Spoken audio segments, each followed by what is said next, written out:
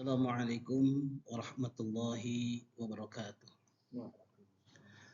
Alhamdulillah, alhamdulillahirabbil alamin. Wa bihi nasta'inu ala umuri dunya waddin. Asyhadu an la ilaha illallah, iyyahu na'budu wa iyyahu nasta'in. Wa asyhadu anna sayyidina nabiyyana Muhammadan abduhu wa rasuluh al-mab'uts rahmatan lil alamin.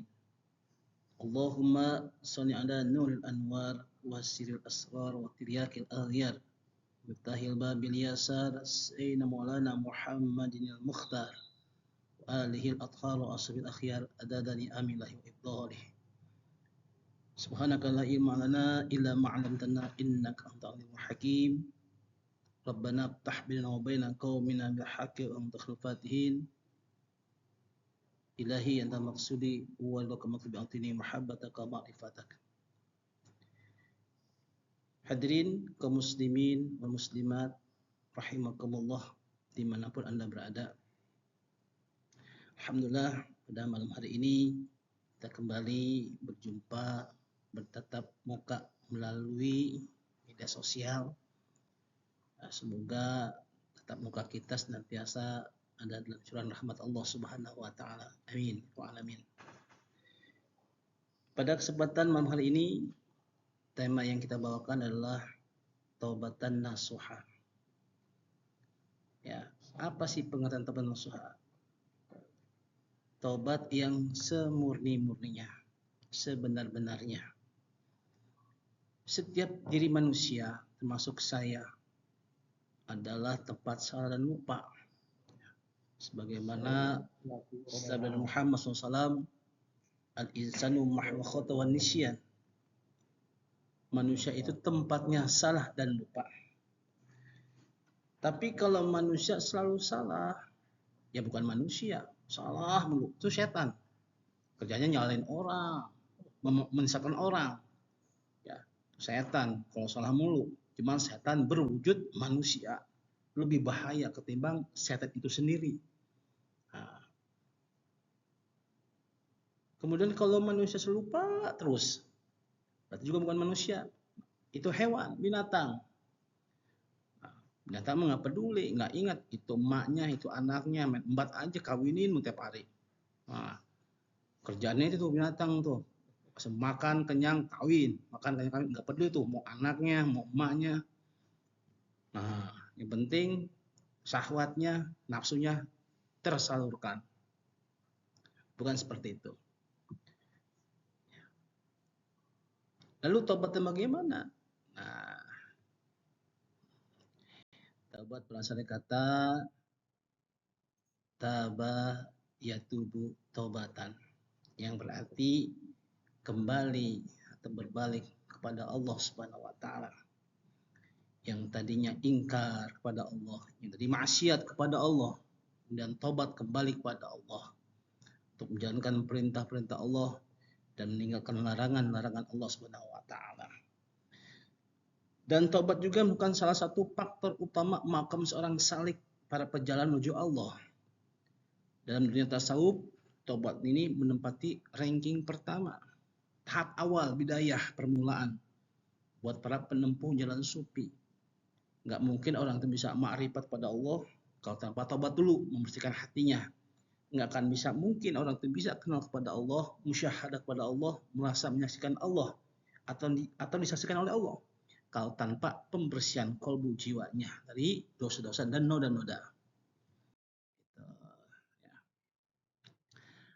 Adakah anjuran bertobat?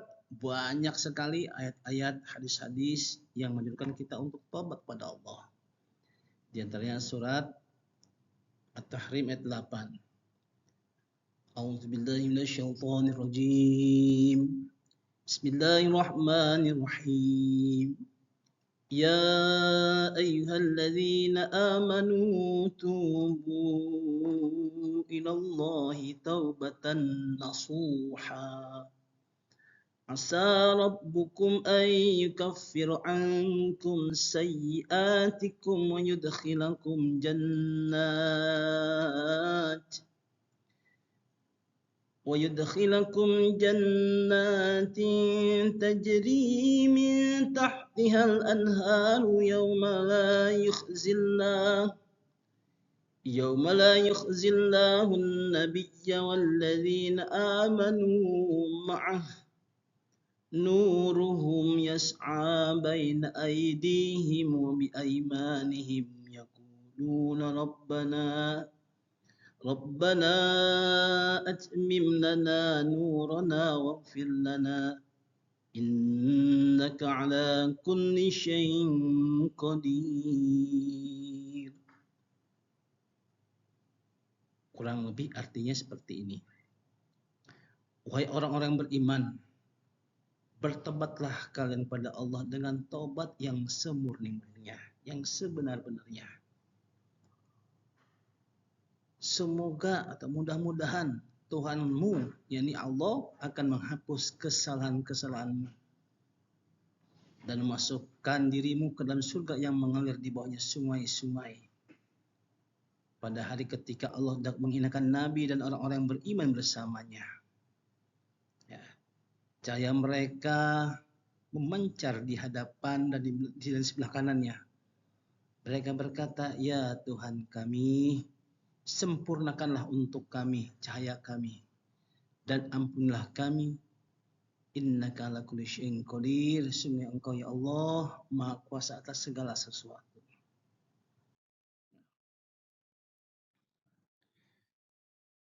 Dan yang kedua surat Al-Imran. Nah, ini sudah masuk, sering kita baca.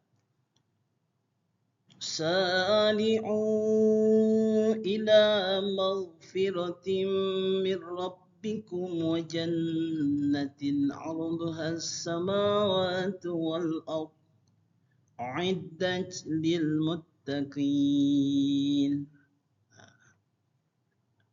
Dan bersegeralah kamu kepada ampunan dari Tuhanmu dan kepada surga yang luasnya seluas langit dan bumi yang disediakan untuk orang-orang yang bertakwa.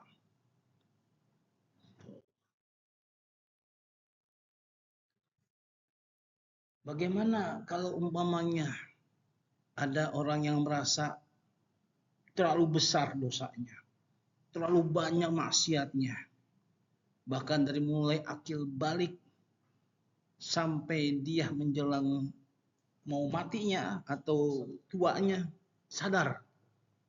Nah, ini kata Allah, jangan putus asa. Ampunan Allah lebih luas.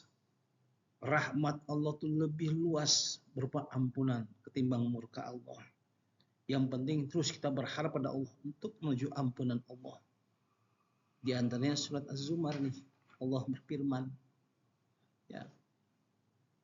Qul ya ibadiyalladzina asrafu ala anfusihim la taqnatu min rahmatillah. Katakanlah hai Nabi Muhammad, wahai hamba-hambaku yang melampaui batas dengan menzalimi dirinya sendiri. La taqnatu min rahmatillah, janganlah kamu semua berputus asa dari rahmat Allah. Innallaha la yaghfiru dzunuba jami'a. Innallaha yaghfiru dzunuba jami'a. Sungguhnya Allah mengampuni dosa semuanya. Dosa-dosa kamu semuanya, dosa kita semuanya. Innahu huwal ghafurur rahim. Sungguhnya dialah yang Maha Pengampun lagi Maha Penyayang. Nah, disinilah kita jangan putus asa, taruh harapan tinggi, husnuzon, baik sangka pada Allah, bahwasanya Allah itu lebih luas rahmatnya ketimbang murkanya. Allah Maha Pengampun Penyayang. Ya, seperti itu. Lalu apa saja sih syarat-syarat taubat nasuha itu? Banyak. Tapi yang ambil garis besarnya aja lah. Para ulama, yang pertama ikhlas. Artinya dia sungguh-sungguh ya untuk melakukan tobat semurni-murninya tanpa ada paksaan, kesadaran dirinya. Setelah sadar, kemudian dia kedua menyesal, nadam. Artinya apa? Bahwasanya perbuatan yang selama ini dia perbuat itu memang salah, bertentangan dengan perintah Allah. menerjang Allah, dan dia takut kepada Allah. Yang ketiga, tentunya tidak akan pernah mengulangi kembali dosa yang pernah diperbuatnya. Kemudian yang keempat, tobat itu jangan sampai menunggu matahari terbit dari barat, karena nggak akan terima. Itu ada hadis nabinya, ya. Jadi sebelum matahari terbit dari barat, insya Allah pintu tobat masih terbuka lebar buat kita. Yang kelima, berhenti total dari perbuatan dosa-dosa. Ya, minimal, ya maksimal ini dari tobat besar dulu, kemudian tobat dari dosa-dosa kecil, tobat dari hal yang dimakruhkan, kemudian tobat dari hal-hal yang dibolehkan. Ya, banyak nanti kita bahas. 6. Membayar ganti rugi. Nah, ini kaitannya kalau kita ada hubungan dengan hakul adami, dengan hak Adam, anak-anak Adam. Contoh umpamanya kita pernah mencuri barang orang lain tanpa kita minta izin. Nah, kalau kita kenal orangnya, kenal keluarganya, datangin orang tersebut, minta ikhlas ridhonya, ganti. Nah, kalau orang yang bersangkutan udah nggak ada, udah meninggal dunia, kasih ke ahli warisnya. Kalau nggak ketemu juga ahli warisnya, udah pindah umpamanya, nah sedekahkan atas nama orang tersebut yang pernah kita ambil haknya sebagai ganti rugi kita. Gitu ya. Yang ketujuh, tentunya sebelum ajal tiba, nah, pintu tobat masih terbuka. Apabila ajal sudah sampai, nyawa sudah sampai ke tenggorokan, kerongkongan, nah ini pintu tobat tertutup oleh Allah. Nah, mati ini nggak ada yang tahu, hadirin. Kita nggak tahu. Kadang pagi sehat, sorenya kita dengar kabar ada teman kita meninggal. Paginya sehat, sorenya meninggal. Tangga saya tuh ada tuh, banyak tuh kayak begitu. Nggak ada yang tahu. Nah, karena itu jadikan kematian selalu di pelupuk mata, insya Allah akan sadar dan berkualitas ibadah kita. Kenapa berkualitas? Sebab orang mikirnya, wah bakal mati nih. Enggak, bakal mikir besok nih ketemu lagi nggak nih matahari. Nah, kalau setiap orang berpikir bakal mati besok, berkualitas semua ibadahnya. Sholatnya berkualitas karena dia takut nggak bisa sholat lagi ntarnya, besok-besoknya.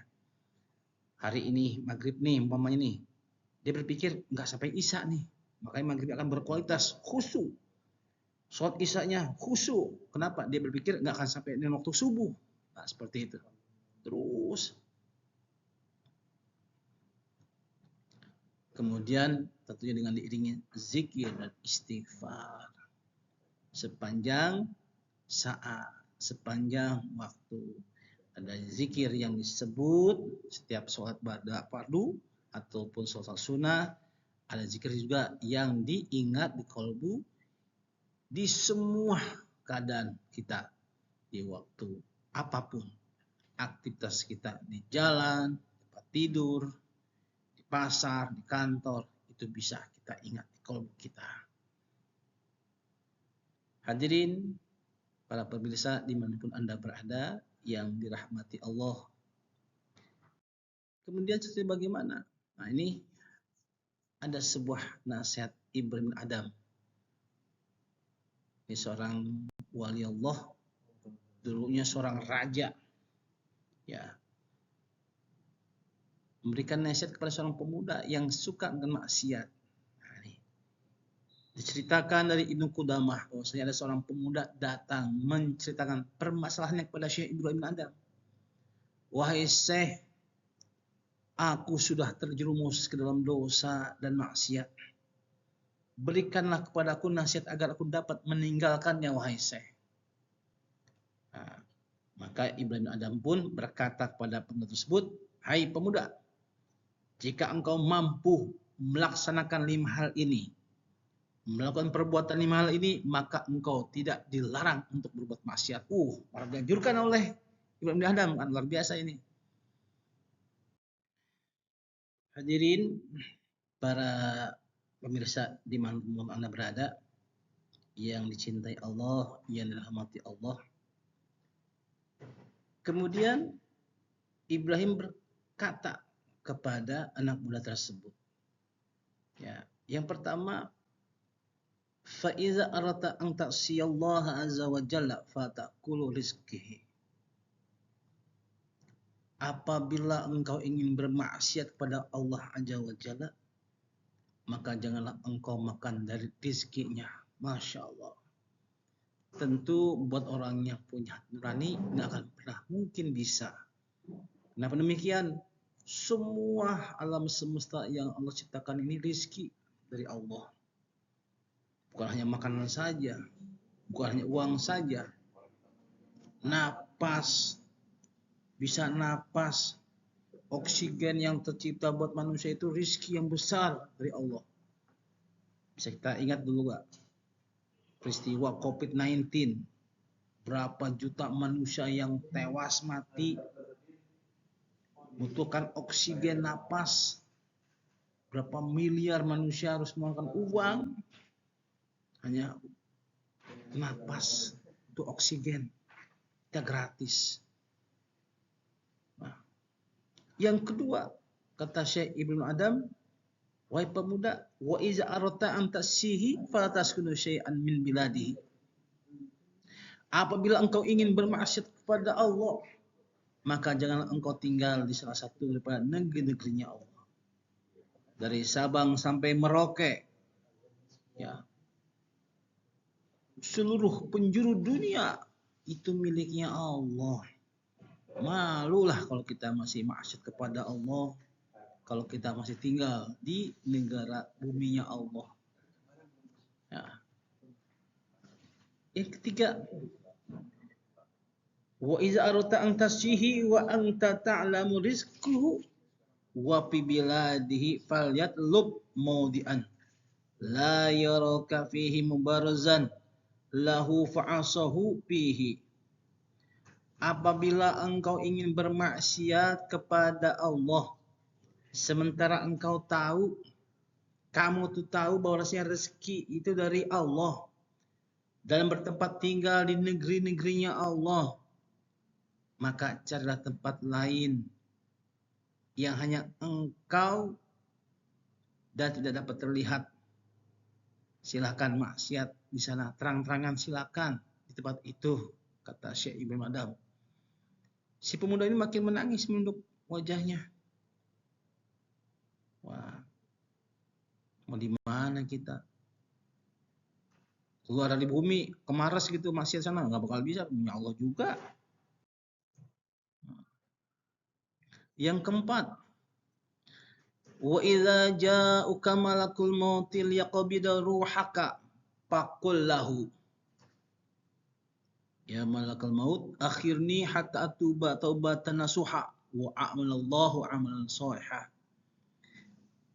Artinya apabila datang kepadamu malakul maut, kata Ibnu Adam, untuk mencabut ruhmu, hai pemuda, maka katakan kepada malakul maut tersebut, hai malaikat, tangguhkan dulu untukku sehingga aku dapat bertobat dengan taubat nasuha dan beramal kepada Allah dengan amal-amal soleh. Bisa gitu, menawar? Kagak bisa, bro. Nggak bisa. Nabi Ibrahim alaihissalam yang terkenal sebagai kekasihnya Allah, Khalilullah, itu punya sahabat malaikat maut. Suatu ketika pernah bertanya pada malaikat maut, malaikat maut, aku pengen tahu dong rupa bentukmu ketika engkau mencabut ruh orang-orang beriman. Baik, sekarang silakan. Ibrahim menghadap ke belakang.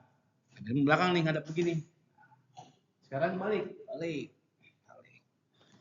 Pas ngeliat berubah, mereka mau sebagai orang yang wangi, tampan, rupawan, wah ganteng, melebihi Syahrukan, pokoknya ganteng banget, nggak ada lah pokoknya, ganteng banget, wah luar biasa, nikmat, ngeliat kegantengan malaikat maut itu nikmat, itu buat mencabut nyawa orang-orang beriman. Kemudian berikutnya Nabi Ibrahim tanya lagi pada malaikat maut sebagai sahabatnya, wahai sahabatku malaikat maut, bagaimana rupamu, tampamu ketika mencabut ruh orang-orang yang kafir, durjana, bermaksud pada Allah. Wah, kamu nggak kuat, nggak bisa. Jangan dah. Coba deh tolong, dikit. Nggak bisa, nggak kuat kamu. Nah, kita kan CS, Ibrahim ya, bahasa kita gitu. Yaudah nanti saya minta izin sama Allah. Nah, kemudian malaikat maut minta izin sama Allah, boleh gak? Silakan. Kasih, betul kasihku. Nah, kasih, minta, dikasih sama Allah mah. Dijinin. Yaudah, Ibrahim, balik ke belakang. Balik lagi nih Ibrahim ke belakang nih. Kemudian balik. Pas balik ngeliat, wah kaget nih Ibrahim. Pingsan. Pingsannya seperti orang meninggal. Wah, sampai ruhnya lepas itu sebenarnya. Kalau bahasa kita itu kaget gitu. Bahasanya Masya Allah, kaget pingsan. Nangis nih malaikat maut nih. Ya Allah nih gimana? Ya udah, sadarin lagi, sadar. Malaikat Ibrahim, Nabi Ibrahim sadar dari pingsannya, ditanya malaikat maut, bagaimana perasaan kamu? Waduh, udahlah. Sebelum engkau mencabut nyawa orang-orang kafir dengan melihat rupamu aja tuh orang udah pada siksaan buat dia tuh. Kenapa? Wajah yang menakutkan, menyeramkan, bau busuk sangat menyengat. Ya Allah, itu bukan sebuah musibah bencana, ajab juga buat orang yang ingkar kepada Allah, yang kafir kepada Allah. Itu belum cabut nyawanya, baru ngeliat tampang rupanya malaikat maut segitu menakutkannya. Nah, itu ya. Yang kelima, wa idza ja'at kadzabaniyata yaumil qiyamah liyakhuzunaka ilan nari fala tazhabu ma'ahum. Waduh, nggak bisa lagi nih pastinya. Hai pemuda, apabila datang kepadamu malaikat Zabaniyah, malaikat penyiksa pada hari kiamat untuk membawa kamu ke neraka, maka jangan kamu mau ikut pergi sama mereka. Nggak bisa hadirin. Nggak bisa jamaah, ya Allah. Karena apa? Sifat malaikat, la ya'sunallaha ma'amarahum wa yaf'aluna ma'yumarun. Mereka nggak pernah durhaka kepada Allah dan nggak pernah mengingkari perintah-perintah Allah. Kata Allah A, kata Allah B, kata Allah sujud sampai hari kiamat. Ruku-ruku sampai hari kiamat. Berzikir-zikir sampai hari kiamat. Terus itu malaikat sifatnya. Nggak pernah nentang perintah Allah. Apa yang terjadi? Maka si pemuda itu pun berkata, cukup wahai Syekh, cukup wahai Tuan Guru, aku bertobat kepada Allah dengan tobat sebenar-benarnya. Akhirnya si pemuda itu pun pergi dari hadapan Ibrahim bin Adam, seorang wali Allah. Kemudian pada akhirnya terkenallah ia menjadi seorang abid ahli ibadah sampai akhir hayatnya. Ya, itulah kisah seorang pemuda yang tobat. Nah, kemudian apa sih ciri-ciri diterimanya taubat seseorang? Pertama, penyesalan yang mendalam atas semua kelakuan dia yang penuh dengan noda dan dosa. Yang kedua, tidak pernah mengulangi lagi dosa-dosa yang diperbuat oleh dirinya. Yang ketiga, berhenti dari perbuatan dosa itu. Yang keempat, meningkatnya takwa dia kepada Allah Subhanahu wa taala. Yang tadinya marah-marah jadi pemaaf. Yang tadinya pelit jadi dermawan. Yang tadinya malas dirajin untuk ibadah, untuk ngaji. Wah, pokoknya bergantilah. Takholi, tahali, tajali dalam dunia tasawuf. Mengosongkan perbuatan-perbuatan buruk. Takholi, tahali mengisi dengan perbuatan baik. Tajali bisa memandang keagungan, keindahan Allah dalam setiap ciptaannya. Nah, kemudian konsistensi dalam menjaga taubatnya, istiqomah. Ya, istiqomah ini bukan berarti nggak pernah dosa. Semua kita pasti dosa juga, cuman nggak separah dulu. Artinya nggak berkat dosa-dosa besar, hanya dosa-dosa kecil. Kemudian taubat. Kata Allah, kembali pada Allah. Kalaupun dia pernah dosa lagi, segera untuk menuju ampunan Allah, tobat lagi. Itulah. Kemudian ciri lagi apa? Ada perubahan sikap dan akhlaknya. Jauh lebih baik dari sebelum taubat. Berikutnya adalah merasa tenang dan selalu dekat kepada Allah. Orang-orang yang sudah kembali kepada Allah, yang sudah inabah kepada Allah, taubat kepada Allah, dirinya tenang, tentram. Kenapa? Selalu berzikir pada Allah. Ala berzikir tatma'innul qulub. Nah, hanya dengan mengingat Allah, hatinya tenang. Kenapa? Selalu ingat pada Allah, zikir.